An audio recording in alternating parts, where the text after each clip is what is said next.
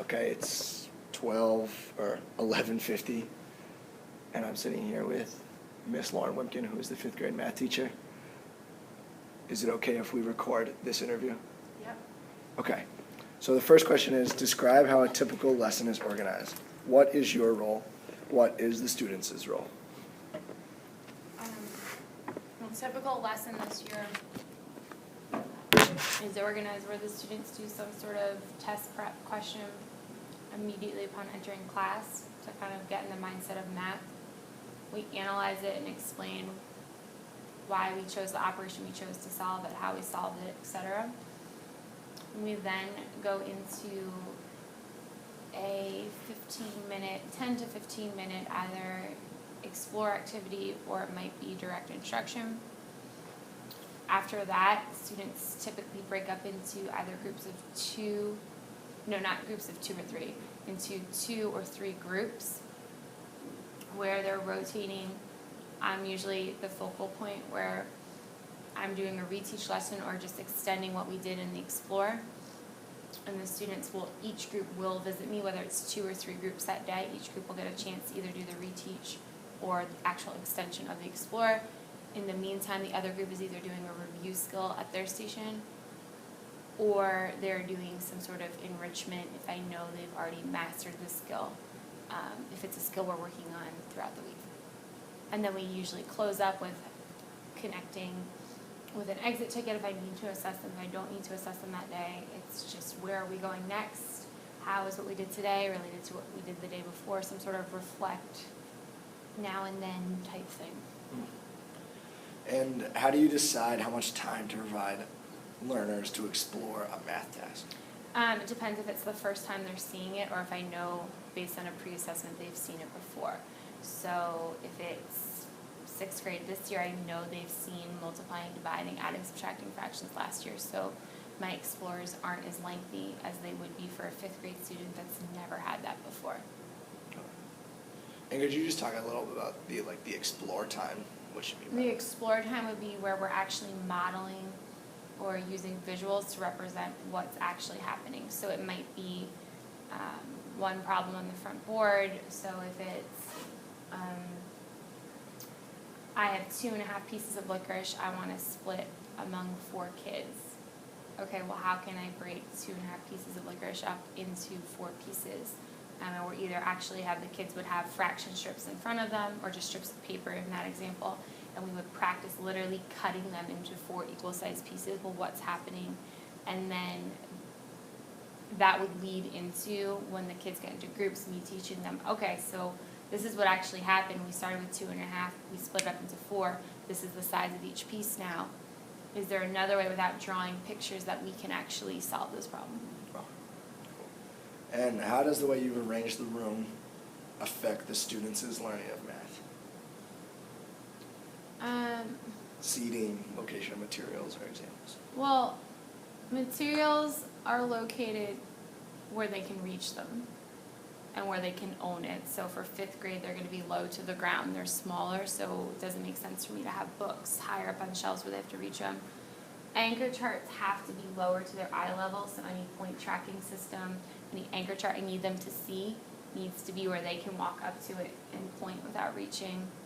Their data isn't up that high. It has to be high enough so that I don't have to bend down to write it, and they can't write on it, but it's high enough where they can go see it. The one thing I don't have eye level is the agenda standards.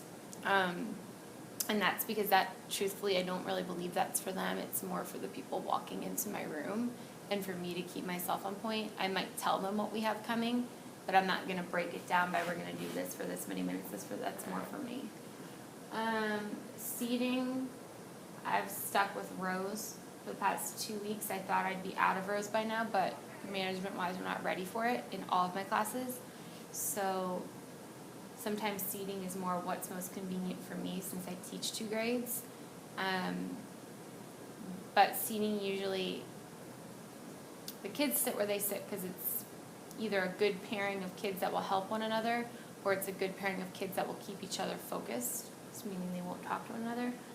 Or a seating arrangement could just be, today we are, right from when we walk in to when we end, gonna be in groups, so it doesn't make sense to have them. Gotcha. And how important do you think it is to use real context or problem situations in teaching a math concept or skill? How do you use context or situations to develop mathematical skills and proficiency? I think you touched on this a little bit. But. In order for kids to understand like where they're gonna actually use the math or where they've seen it before, you have to give it to them in an example they get. So with fractions, for example, my go-to is Metro buses. So, I mean, all kids that see Metro buses, they know, okay, people sit on them, you have a certain number of seats, and then you get filled up and you have to stand. So if I try to have kids, if I try to have them do multiplying fractions and they have no idea why of means multiply, if I tell them, okay, 3/4 of a Metro bus is full, okay, what does that actually mean? And we can model that, and then we can use that to go into like, well, how would we multiply with fractions? What's actually happening? So if I have 3 Metro buses and 3/4 of each one is full, what does that mean? But yeah, if you don't give it to them in context, they're going to memorize the rule and the algorithm, but they won't have any idea how to apply it.